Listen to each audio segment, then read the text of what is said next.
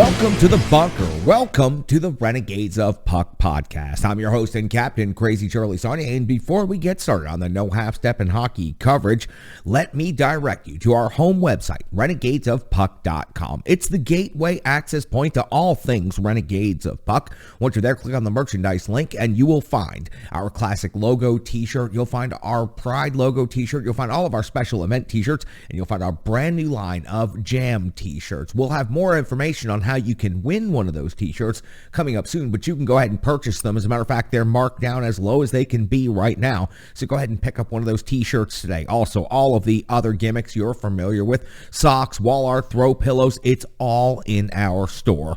We've sold out, so you can buy in.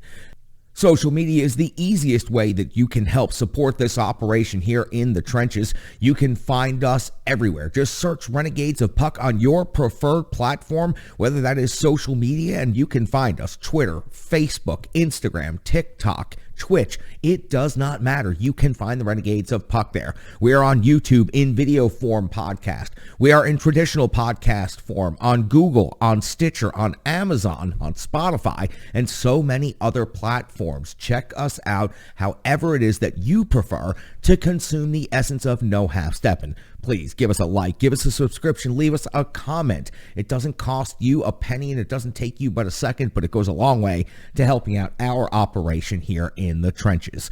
Venmo is how you can become a partner of the Renegades of Puck, or just make a donation to the efforts here in the trenches for the Renegades of Puck. Just scan the QR code currently on your screen or go to Venmo and search Renegades of Puck. Thanks to generous donations by renegades like you, we have been able to put on great events like our Welcome Back Hockey Cookout and other events that we have coming up. We've also been able to upgrade our equipment and expand our operations here in the bunker. So again, stick taps, love, and respect. Sure to appreciate each and every one of you for your generous donations and for your partnership. Now, let's get to the no half-step in hockey coverage. It's time for operation number 664. That's right, show number 664 for the Renegades of Puck. And on this date in hockey history, the Nashville Predators currently find themselves in first place in the Central Division after 3 games played. They have a record of 2-1. They currently have 4 points. They sit 2 points ahead of their next opponent, the Dallas Stars. The Dallas Stars hold a record of 1-0. As of this recording, the Colorado Avalanche were still in play, but they held a record of 1-0. They were losing in the third period to the Calgary Flames.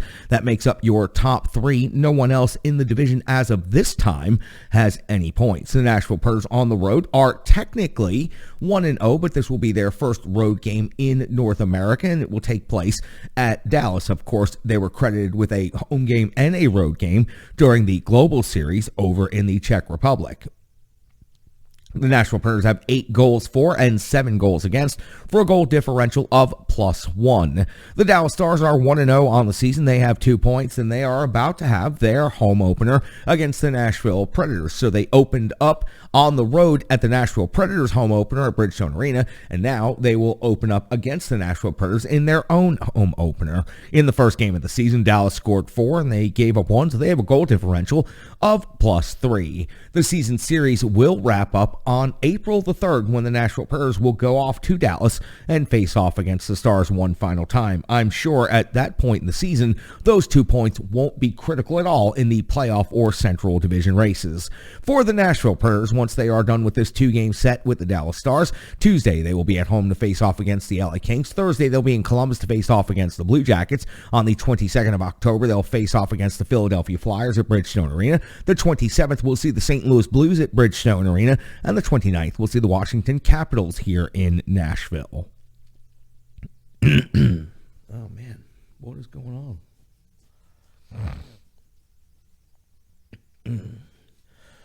I'm going to have to keep going.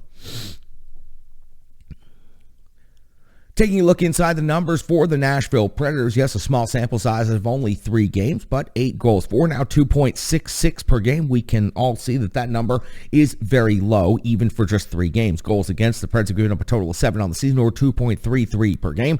Shots for, the Preds are generating 27.3 on net per game, and they are giving up 31 against. Now, here is the one thing that's starting to jump out early in the season is the power play. 0 for 12 on the season. And remember, this is a power play that finished 6th overall in the league last year, so being 0 for 12 through 3 games, yes, is a little bit eye-opening and concerning, but at this point, you're not going to start worrying after just 3 games in the season. The penalty kill is 9 out of 12 and has given up 3 power play goals against. On the injuries front, Glass missed the last game with an illness, expected to be back in the lineup here very soon. Take a look inside the numbers for the Dallas Stars with only 1 game to discuss, the 4-1 victory versus the Nashville Predators.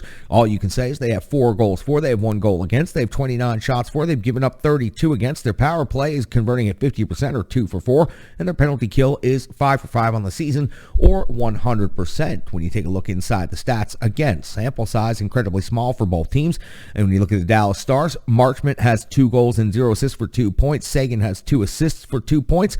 Pavelski has a goal. Johnston has a goal. And Robertson has 1 assist. The Nashville Predators have a couple of more statistics because they played 2 more games. Nino Niederreiter still leads the team in scoring, 3 goals, 0 assists with 3 points. Ellie Tolvanen, 1 goal and 2 assists, also has 3 points. Sherwood at 1-1 for 2. Forsberg 1-1 for 2. Duchesne 1-1 for 2. And Ryan Johansson now 1-1 for 2. UC Saros is 1-1 on the season at this point. And for the Nashville Predators, they have now their second consecutive 2-game series against a Western Conference opponent. Now they will actually have to go on the road and face off against the Dallas Stars. That will take place on Saturday night. It's going to be very strange for the Nashville Predators and Dallas Stars to have their regular season series practically wrapped up just a couple of games into the regular season.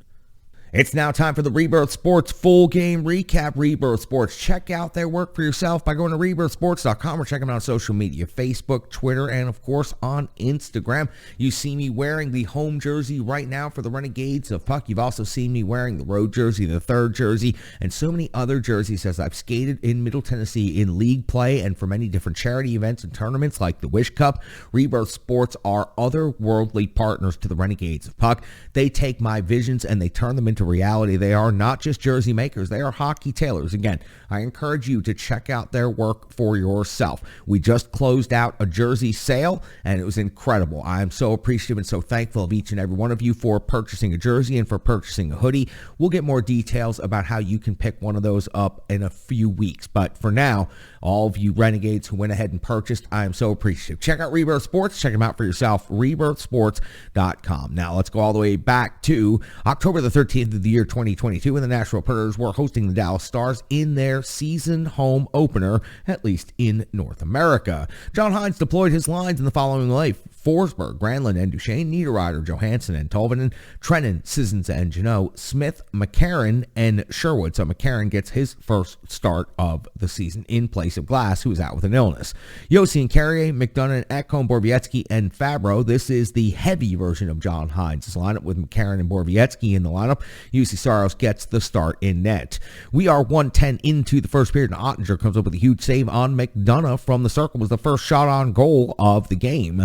2:31, it would be the Dallas Stars getting their first shot on goal of the game, and it would be Marchment putting that puck into the net for his first goal of the season. It was a partial breakaway, and he went blocker side, bar down for the conversion, giving the Dallas Stars a 1-0 lead early in the first period at Bridgestone Arena. At 6:14 of the first period, Ottinger comes with a save on Forsberg from the low circle. 7:54, Heiskanen's off to the box. 2 minutes for tripping on Trennan. Ottinger comes up with a huge save while shorthanded on Forsberg. No traffic in front made the save much easier for Ottinger. 13:51, Trennan's off to the box. 2 minutes for slashing. Janot and Hakanpää are also off to the box. 5 minutes each for fighting. Trennan's penalty, the slashing, was a retaliation on what was a non-call or missed boarding call against the Dallas Stars. So the Nashville Predators find themselves shorthanded in this situation. Their penalty kill ends up being quite solid and very professional and bails out Trennan. No problem here for the Preds. 18:03 of the first period. Nashville's off to the box again. Too many men on the ice, and it is going to be a problem this time. Marchman's second goal of the period, second goal on the season. It was a tap in on the back door of the tic-tac-toe play, and this was an easy conversion for the Dallas Stars, who now have a 2-0 lead as we head to the conclusion of the first period. Dallas also out shooting Nashville 12-9. We hit on second period, and we are 54 seconds in, and Jake Ottinger's coming up with another save on Carey, 158, and Ottinger a save on Fabro. Better energy to start the period from the Nashville Predators. Their compete level to start this period, the first couple of rotations of the lines, is looking incredibly better than it did in the first period. 7:28 of the second period, Ottinger comes up with a save on Tolvanen's heavy shot. 10:20 of the second, Saros comes up with a save on Delandre at close range. Tough save, and there were bodies crashing all over the top of the crease on this situation, so you see Saros tracking the puck quite well here. 11:32 of the second, a large scrum after the whistle. McCarron trying to get some energy going, trying to get things started, but nothing would result from that. 12:14 of the second, Tolvanen's off to the box. 2 minutes for elbowing. Was this a large embellishment, or was this a clean elbow to the head? There's a little bit of controversy as this is being discussed all throughout the online universe. Tolvanen officially off to the box, 2 minutes for elbowing. I wouldn't be surprised if we hear a little bit more about this check to the head a little bit later. UC Stars comes over with a save on Robertson during the PK, and then the Stars, they're able to generate some strong pressure, but the Nashville Predators penalty kill is able to sustain. 15:06 of the second, Miller's off to the box, 2 minutes for hooking, giving the Preds a power play, but Ottinger comes up with a save on Niederreiter from the high slot, and that was the only threat of the power play for the Nashville Predators. 17:34 of the second, Saros comes up with a save on Goryanov. 19:09, Pavelski's first goal of the season gives Dallas a 3-0 lead at the end of the second period. It was a backdoor finish off of Rupe Hintz's accidental pass. He was trying to shoot the puck, and the puck ends up sliding right over to Pavelski for the easy score. And Pavelski almost always finds a goal against the Nashville Predators. 3-0, a goal in the last minute of the period is always just an absolute killer. We hit the intermission now with Dallas out shooting Nashville 22-18. The better compete level the Preds showed at the beginning of the period now has been worn away, and Dallas is starting to move away on the scoreboard. 1:18 of the third period, Hakanpää's off to the box, 2 minutes for tripping on Johansson. It was actually more of a slew foot, a very dangerous play called appropriately here. Ottinger comes up with a save on Forsberg from the circle. This time Granlund setting a nice screen in front of Ottinger, but unable to get the puck into the net. Carrier's then off to the box, 2 minutes for holding. We see a 4-on-4 for just 17 seconds. Then Dallas goes on the power play, and that's where Johnston picks up his first goal of the season and the first goal of his NHL career. It was a one-timer off of Sagan's feet, and it was a pretty one. 4-0 in favor of the Stars. The Nashville Predators finally find themselves on the board at 4:53 of the third period as Ryan Johansson picks up his first goal of the season. It was a low slot tip off of Tolvanen's shot from out high. Nice hand-eye coordination right here. Ryan Johansson on the board. The Nashville Predators on the board, but down 4-1 to the Dallas Stars. At 8:23 of the third period, Lindell's off to the box, 2 minutes for hooking. Ottinger comes up with a save on Josi. Not much else happening on that power play. 18:09, Hakanpää's off to the box, 2 minutes for cross-checking. Preds one more opportunity on the power play, and the captain, Roman Josi, is unloading multiple shot opportunities on the net. Ottinger is up to the test. We hit the conclusion of this game, and the Nashville Predators fall 4-1 in their home opener to the Dallas Stars. They outshoot Dallas 32-29, and I've got to tell you, over the course of this game, it was obvious, it was apparent the Nashville Predators were a jet-lagged team. They were just sluggish. Their focus was lacking at times. They were unable to complete multiple passes in a row. And at the NHL level, if you are not at your crispest and you are not out there playing clean hockey, then you are going to get beaten. It doesn't matter who the opponent is. The Dallas Stars, playoff team from last season. The Dallas Stars, a very tough team for the Nashville Predators to play against the last couple of seasons. And tonight, the Nashville Predators simply did not have the energy to play the style of game that makes them a successful team. I expect that they will recover in a couple of days and hopefully put up a much better performance in the next game against the Dallas Stars. But honestly, as I start looking at the schedule, I see a couple of games next week and then I see a 5-day break, and I'm hoping it's not going to take the Nashville Predators all the way till that 5-day break to truly get over this lengthy trip that they just had over to start the season in the Global Series. But this was definitely an effect on the team tonight. No excuses. It's the NHL. You got to lace them up. You got to go out there and you got to play who you're playing against, and you got to play them hard. The Dallas Stars played a better game than the Nashville Predators tonight. The Nashville Predators simply didn't have the energy to respond, and you could tell because this wasn't a very physical game, and typically these two teams really get after each other. All right, we'll have the Dallas Stars recap after the Saturday night game. Hopefully a different result for the Nashville Predators. Hopefully they'll have a little bit more energy, be a little bit less jet lagged, and we'll have a little bit more to talk about. But for now, we've got analysis and we've got opinions, we've got stats, we've got all that coming up here in just a moment. Let's just go right to it. Forget about taking a break right there. UC Saros was 25 out of 29 in this game. The first shot against in the game went in the net. That is never a good sign. Overall, not a great night for UC Saros. Just like the rest of the team, UC Saros looked like he may have been just a little bit fatigued from the lengthy trip that the Nashville Predators just went on. So he takes the loss tonight in the Nashville Predators home opener, and I expect that he will bounce back in the next game and put up a stronger performance. The starting goaltender of the Renegades of Puck, of course, is the one and only Mostradamus. You can find him on Twitter at GreekGoalie35. He's been the starting goaltender of the Renegades of Puck for so many seasons now, I've actually forgotten how many games he's backstopped, but he's critical to our operation, and I sure do love having him as part of the show.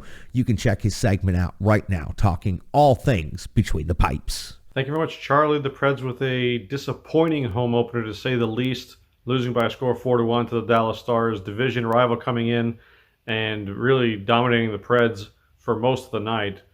Again, UC Saros in that 25 out of 29 on the night. Certainly was not his fault, I'll say that, for the 4 goals given up. You look at the first goal, Mason Marchment, hats off to him. That was an incredible play. He posterized Roman Josi entering the zone and then goes bar down on his wrist shot over the right shoulder of UC Saros. Incredible play by him, so obviously cannot knock UC Saros for that one. Second goal, power play goal, Mason Marchment again. Rebound attempt right there. Saros makes the initial save. Rebound comes out to Lundqvist. Lundqvist has time to dust it off and have time to make a pass through the crease to a waiting Marchment for his second goal. Just awful defending by the Preds on this penalty kill. You cannot have a rebound attempt go clean to a player and him have enough time and space to be able to make a pass across the crease for a secondary attempt on an empty net goal, basically, at that point for UC Saros. No chance for him on that one either. Again, just abysmal defending by the Preds on that goal. The third goal, of course, Joe Pavelski. Joe Pavelski does what he does, and that's kill the Nashville Predators, whether it's with the San Jose Sharks or now with the Dallas Stars. That's just what he does against Nashville. And this is just a scramble in front. Preds lose containment. They lose sight of Joe Pavelski. And what does he do? He goes to the back post, nobody within 5 feet of him. So Rupe Hintz tries to swing around and take a shot, goes off the heel of his stick, goes right to Pavelski. Sometimes it's better to be lucky than good, but in this situation, Joe Pavelski was both. Puck goes right onto his tape, and he tucks it away. Again, no chance for UC Saros on that one either. Of course, the goal that really ended the night for the Nashville Predators, the fourth goal, Wyatt Johnston became the 80th player to score his first NHL goal against the Nashville Predators. Thank you, Alex Dougherty, for that statistic. It seemed like the 800th time, quite frankly. As soon as I saw that puck go in, oh, it's his first NHL goal. That hasn't happened, a million times in the past against Nashville. Again, that was the fourth one. Again, no chance for UC Saros again on the power play. And again, just awful defending for Nashville on that puck. Could have gotten it out of the zone, did not. Turned it over, has a 2-on-1 down low. Poor defending again, just slides right in front of UC Saros. And Saros, again, no chance whatsoever on the one-timer from the left face-off circle. On the other end, Jake Ottinger, easy night, quite frankly. 31 out of 32 on the night. A little bit inflated given the fact that how the game went and really that he wasn't tested that much. Yes, 32 shots on goal is okay, but you need better scoring opportunities if you're the Nashville Predators. You need to capitalize on that, and they really did not do much. And a couple things also. You give up 2 goals in the last minute of each of the first 2 periods. Those are absolute backbreakers if you're the home team. You're down 1-0, all of a sudden you're down 2-0 with a minute left in the first period. Real downer, of course. You go through the second period, you're still not playing that well, but you're still only down 2. And then the Pavelski goal happens. Now you're down 3 going to the third period, and you really have to press and take a lot of chances in the third period to try to get back in the game. And of course, as we saw, the Nashville Predators were unable to do so. Now, a simple thing to blame for this performance is the time difference, of course. The Preds were just in the Czech Republic 5 days ago. They left on the 9th. They played on the 13th. It takes about 1 day for every hour time difference for you to recover off of a trip like that. So you call it jet lag, call it whatever you'd like.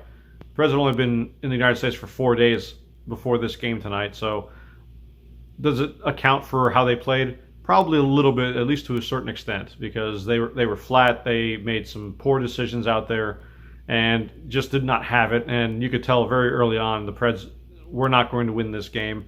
The score, yes, 4-1. Fairly easy victory for the Dallas Stars. They were very aggressive. Of course, Coach Peter DeBoer plays that way. We saw him with several other teams in the NHL, Vegas, San Jose. He is very aggressive, particularly on the penalty kill. The Preds unsuccessful, of course, on 5 opportunities with the power play, while Dallas scored twice out of 4 opportunities. So Nashville, no time to sulk. You want to get revenge, go right back in Dallas Saturday night. Get back at it. A couple more days in the correct time zone. Should have their legs under them.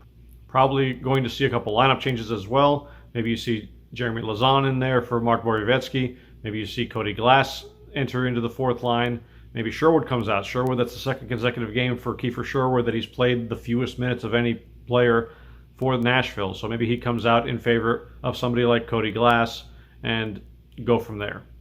Preds, it's 1 game. You're 2-1. Get right back at it. Take it out on Dallas on Saturday night. Charlie, back to you. You can find him on Twitter at GreekGoalie35. If it's happening between the pipes, it is in the domain of the one and only Mostradamus. Stick taps, love, and respect to you, my friend. Sure to appreciate you joining the show this evening. Ryan Johansson had 1 goal in this game, the only goal for the Nashville Predators.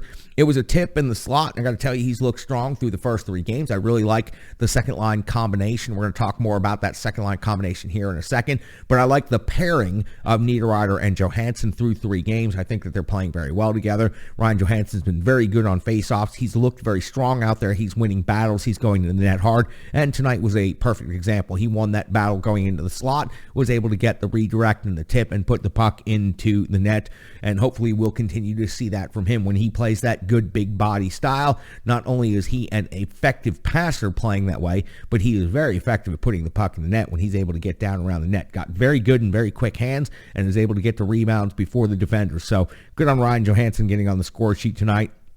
The only Nashville Predator to pick up a goal in this game. Eeli Tolvanen moved up from the 4th line to the 2nd line. That happened midway through the last game. Now it started out in this game that way.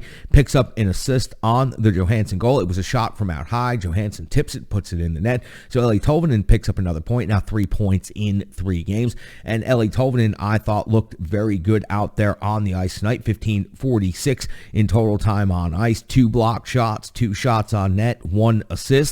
And he was one of the only players that was a +1 in this game, if you still believe in the plus-minus statistical metric for anything. So Eeli Tolvanen, I think, is going to be now on the 2nd line to stay. Niederreiter, Johansson, Tolvanen is a really, really good and effective combination.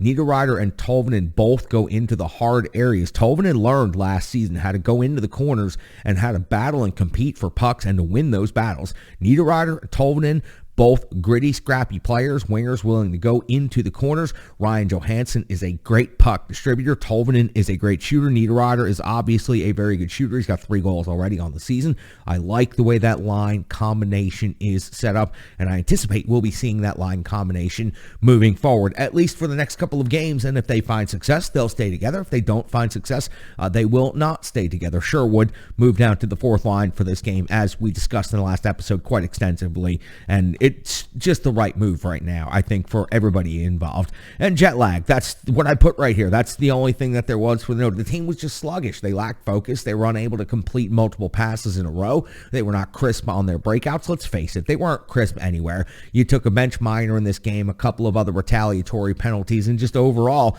it wasn't a crisp game. And I mentioned it already during this episode. If you're not playing your best hockey and your cleanest hockey, it doesn't matter who the opponent is. is you're going to end up losing. And on home ice against a playoff team, it's not that you took them lightly. It's just that you didn't have it in the legs, and maybe the brain was a little bit sluggish as well. I expect the Preds to rebound from this one and put up a much better performance Saturday night in Dallas. If they're still a little bit sluggish in that one, then I'm concerned that it may take a week or so for them to get their legs back under them. But as soon as you see they have their legs back under them, what you can expect is a hard forecheck, especially from the Herd line, and you can expect a lot more physical play than what you saw tonight. McCarron was the only one really trying to scrum it up at any point in time. The Preds just did not look like they were prepared for that level of battle tonight. And the Dallas Stars, frankly, they had a lot of energy and they played a good, clean game. And when it came to putting the puck in the net, they were able to do that, and the Nashville Predators were not able to do so. So jet lag does wear off, and the Nashville Predators should look a lot more like they did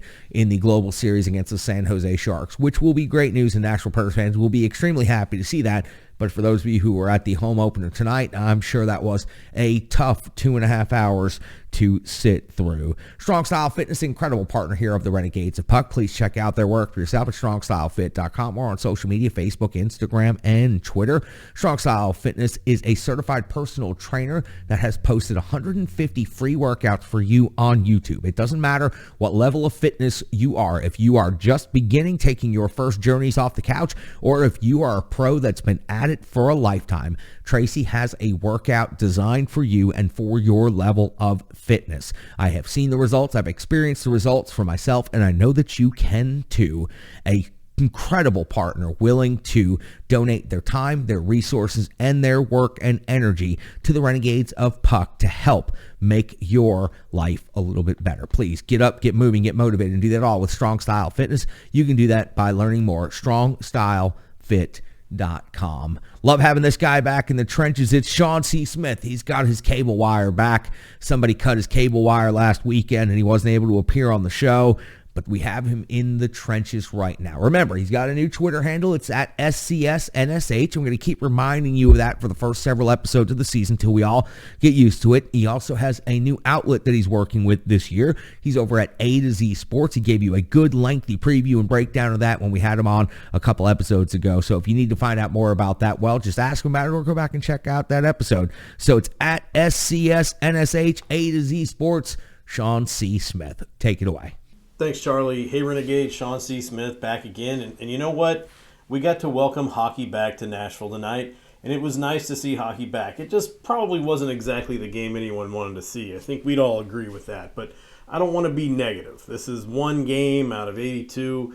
The season isn't won or lost, the third game of the season, so let's just give the guys a break. Say maybe that a little bit of jet lag had something to do with the game, and just go on from there. Let's focus on the positive, and here's what I want to talk about. It's not much. Again, not a lot of positive things to bring from tonight's game, but I went to the game tonight focused on Eeli Tolvanen. I've really been interested in this whole who's going to be this other second-line winger deal ever since the Predators picked up Nino Niederreiter. I was really thinking that it was going to be Philip Tomasino, but as Tomasino has been sent to Milwaukee for a while, it seemed like it might have been Kiefer Sherwood. Kiefer Sherwood played with that line in Prague, but then they made that switch in the middle of the game, put Tolvanen in there, and some good things got going, saw a little bit of chemistry, saw some things they liked, and that led to John Hines putting Eeli Tolvanen on that line against the Stars. Now, despite the fact that the score was 4-1 and the Predators couldn't really seem to get their passing game together as well as their defensive game together, and quite honestly, there were a lot of things that didn't look great. But I thought Eeli Tolvanen was someone who looked like they were doing a great job out there. And I don't mean doing a great job in the everybody gets a trophy kind of way. I mean doing a great job in the sense that for someone who played with Ryan Johansson last year, albeit along with Luke Cunnin most of the time, it seemed like the addition of Nino Niederreiter is making that line a little bit more dynamic. And now Tolvanen seems to be leaning into his offensive prowess a little bit more. We saw a lot of defensive play from Tolvanen last season on that line. But if you watch tonight, despite some of the other things that were happening on the ice, Tolvanen always seemed to be in the right place. Now, there was one time he was in the right place at the wrong time, and I'm going to say a lot of that was embellishment. But still, I think Tolvanen looked good out there. He was looking like he was trying to make plays happen. He was trying to get pucks to the right places, and when he didn't have the puck, he was trying to get to the front of the net to make things happen. And of course, he got the solo assist on Ryan Johansson's goal. Great redirect. So I think Tolvanen shined tonight. I think it's kind of hard to see that shine in the midst of all the other crap that was going on out there. But realistically, I think Tolvanen looks good. I think he's going to get another look on that second line, and hopefully maybe with the jet lag out of the way, you're going to get a little bit better of a result. So that's about all I got tonight, Renegades. Charlie, I'm going to send it back over to you. He's the one and only Sean C. Smith. You can find him on Twitter at SCSNSH. You can check out his work at A to Z Sports, and you can watch him right here on Renegades of Puck TV. Sure to appreciate Sean covering the game at Bridgestone Arena and then going home and filing that report from his bunker right here on Renegades of Puck TV. Taking a look at the box score from the Nashville Predators' perspective, there's very little to talk about. Ryan Johansson, the only goal of the game. Eeli Tolvanen, the only assist of the game. When it comes to shots, he did have 3 players in the lineup with 5 shots on goal. It was Philip Forsberg, Nino Niederreiter, and Roman Josi, all with 5 shots. Then a quick drop off. Everyone else seemed to have 2 or fewer. When it comes to block shots, you had 2 from Michael McCarron. You also had 2 from Eeli Tolvanen. When it came to hits now, Colton Sissons was laying the body all over the ice tonight. 8 hits in just 16 minutes of time on ice. Also Tanner Jeannot with 6 hits in this game. And then you look at Yakov Trenin. He had 4 hits in this game. So you're talking about 18 hits from the Herd line tonight. They were willing to bring the jam and play physical, but there weren't a lot of other significant hits in this game or throughout this game. So for the Nashville Predators, there's really not a lot to talk about from the box score. Time on ice leaders Mikhail Granlund is going to be customary many nights. Led the team in time on ice for the forwards, 20-25 in total. And the captain, Roman Josi, led the team in total time on ice, 25-36. UC Saros, 25 out of 29 in this game. He's got more numbers than you can possibly imagine. He's got the numbers you need to know. He's got the charts you need to see from ontheforecheck.com. He's the one and only Brian Baston. You can find him on Twitter at Brian Baston. You can check him out right now on Renegades of Puck TV. Thanks a lot, Charlie. It is great to be back in Bridgestone Arena for yet another regular season, and although the game did not go as well anybody hoped, except for maybe the Dallas Stars in this 4-1 loss, there are some bright spots that we could focus on. And yes, while my brother Sean Smith has already talked about this player, I think what he has been doing on the ice, on both sides of the ice, make him worthy of being the topic of tonight's one big stat. Eeli Tolvanen. We all remember what the scouts were saying when he came out of the NHL draft a few years back. They said that he was one hell of a shot, he's an excellent shooter, and not much else. Several scouts said, verbatim that he was a one-dimensional player that can contribute on the power play and on offense, but when it came to defense, Tolvanen would not be the kind of guy that you'd want on the ice against other top lines. Now, as we saw last season, prior to the season beginning, Coach John Hines said that they really wanted to focus on developing his 200-foot game, and he did that. We've talked about this before in the offseason several times, but Eeli Tolvanen was an excellent defensive player last season. He was well aware with the puck, and he was actually a very good playmaker distributing the puck himself. However, that did not translate to goals, and as we all saw towards the end of last season, Eeli Tolvanen was benched for the last handful of games, most likely because of that production. We heard Coach John Hines talk yesterday saying that, now that he has really improved in those areas, now they're kind of going to let him off his leash to get back to what he's good at, and his game is scoring goals. And so far, despite just 1 goal in 3 games, I think that he's got the tools to do that this season, and if he keeps up at the pace that he's playing at right now, I don't think him scoring goals will be a problem for much longer. But let's dig in a little bit and look past the box score stats and see what else we can find out about Tolvanen. He is tied for the team lead in points with 3 points with Nino Niederreiter. He has 1 goal and 2 primary assists. Again, those 3 primary points tie him with Nino Niederreiter. But that's not the only place that we see Eeli Tolvanen at the top of the list as far as it goes with this team. At 5-on-5, Eeli Tolvanen has been impressive, to say the least. He's spent about 33 minutes so far this season at 5-on-5. At shot attempts, when he is on the ice, the Nashville Predators have had 36 shot attempts at 5-on-5, while only allowing 20 by opponents. That is a shot attempt share of 64%, which is very, very good. Looking at shots on goal for Eeli Tolvanen, when he was on the ice in past three games, he had been on the ice for 20 shots on goal by the Nashville Predators as opposed to 8. And even more impressive is he only was on the ice for 3 shots against tonight, 5 in the first game against San Jose, and he was on the ice for 0 shots against in the second game against the San Jose Sharks. In 10 minutes of time on ice, Eeli Tolvanen did not see a single shot on Kevin Lankinen while he was on the ice against the San Jose Sharks. That is incredibly impressive.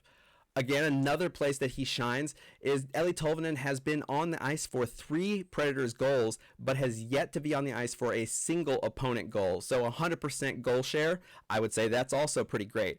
But even more impressive than that is his expected goals and what he's been on the ice for. That, again, for those of you who might have forgotten, expected goals is just a measure of shot quality, the probability that a shot taken from a location in the right circumstances will become a goal historically.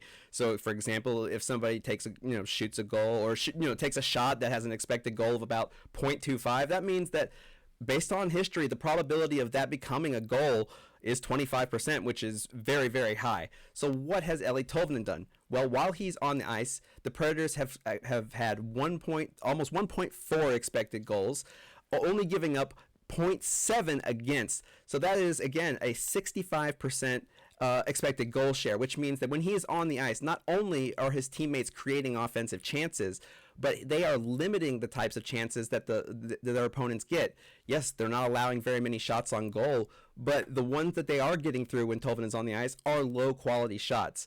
This is a player who is near the top or the top of these categories that I just named. And that's a guy that, again, not many people expected to be a guy who is a 200-foot two-way player that Eeli Tolvanen has started to become. Obviously tonight's game didn't go well. He did commit one little turnover that we saw. But other than that, Eeli Tolvanen might have been the steadiest player on the team, including UC Saros, which, again, he had barely anything in front of him. But Eeli Tolvanen stood out to not just me, but obviously to Sean and several other people with his poise and what he's able to do with Ryan Johansson and Nino Niederreiter. I think that if he continues to develop his game, keep shooting the puck, and stay doing exactly what he's doing right now, I think we're going to see one heck of a breakout season from Eeli Tolvanen as long as he continues to get those chances on the second line. And if it were up to me, the second line is where he would stay all season long. And that's tonight's one big stat. He's got the charts you need to see and the numbers you need to know from ontheforecheck.com. He's the one and only Brian Baston. Brian was at Bridgestone Arena tonight, covering the game live and in person on Media Row. And I sure do appreciate the efforts that Brian's gone through to help us here in the trenches. And I appreciate Brian filing that report here for Renegades of Puck TV. One more partner to tell you about Stripe Digital Solutions, the website, renegadesofpuck.com, our brand building, our social media plan, all of our graphics, the graphic on the wall behind me. Stripe Digital Solutions has assisted with every single one of the things I just mentioned and so much more. With the way the world works today, you have to have a strong digital partner, and there is nobody stronger at being a digital partner than Stripe Digital Solutions. I urge you, please check out Stripe Digital Solutions for yourself. Just go to stripedigitalsolutions.com or search Stripe Digital Solutions, Facebook, Instagram, also on Twitter. Otherworldly work, an artist in the digital realm that is simply unmatched. I am so happy and so excited to be partnered with Stripe Digital Solutions. Every single time we work on a project together, it comes out better than I could have ever imagined or expected. When I talk about taking visions and making them reality, Stripe Digital Solutions does that for me every time. You need a partner like this, and trust me, Brandy is that partner. So again, check them out, stripedigitalsolutions.com. The Ultimate One is back in the trenches here on Renegades of Puck TV. He's got to get you all fired up. He's got to get you all built back up. I know it was a tough night at Bridgestone Arena, but the Ultimate One is here to get you fired up for the next game against the Dallas Stars.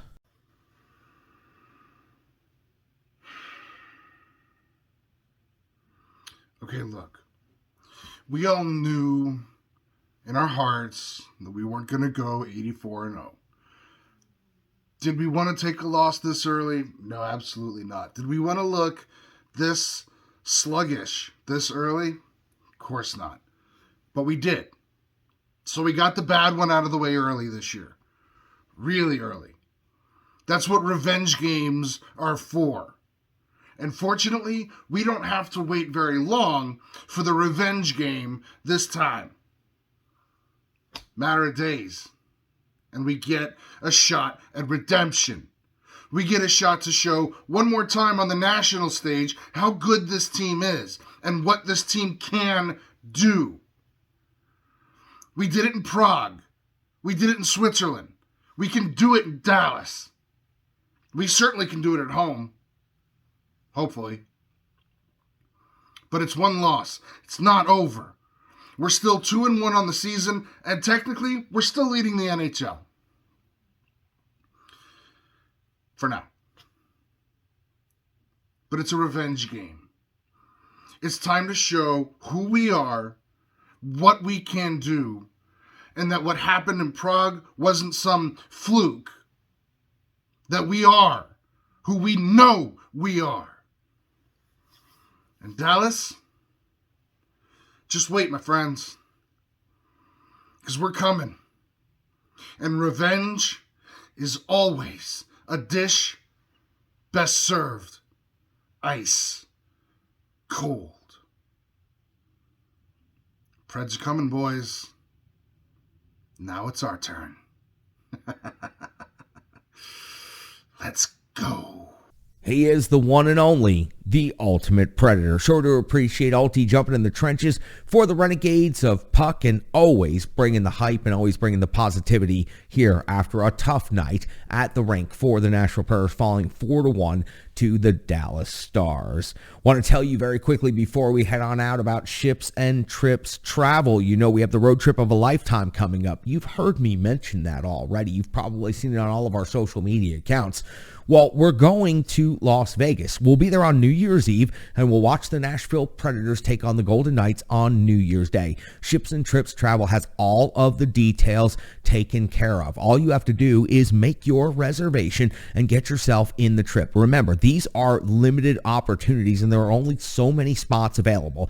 This is a holiday trip, so start planning now. It is the perfect gift to give that hockey fanatic in your life. A trip to Vegas to watch the Nashville Predators take on the Golden Knights after celebrating New Year's Eve with the Renegades of Puck. Listen, this is the only way you're going to be able to do it is through Ships and Trips Travel and with the Renegades of Puck. So I urge and encourage every one of you, please go to shipsandtripstravel.com and find out more information about how you can join us in Las Vegas for the road trip of a lifetime. We are so incredibly excited about this opportunity and about many bigger and bigger future opportunities that are going to come through our partnership with Ships and Trips Travel. So stick taps, love, and respect to each and every one of our partners and to each and every one of you for checking out Renegades of Puck. It's been a great first week back in the bunker. Our replays are up over where we were last year. Of course,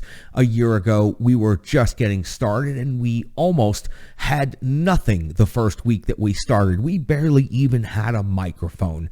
Just take a look around at the bunker now. We've got our own beer. We've got pucks. We've got stickers, jerseys, t-shirts.